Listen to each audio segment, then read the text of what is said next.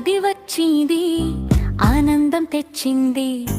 చిన్నారి మనసుల్లో పండుగ నవ్వింది. మామిడి పండు పులుపుగా నోరంతా ముడుచుకుపోయేలా చిట్టి చిట్టి ముక్కలు వేసి పచ్చడిలో కలిపేద్దాం రా.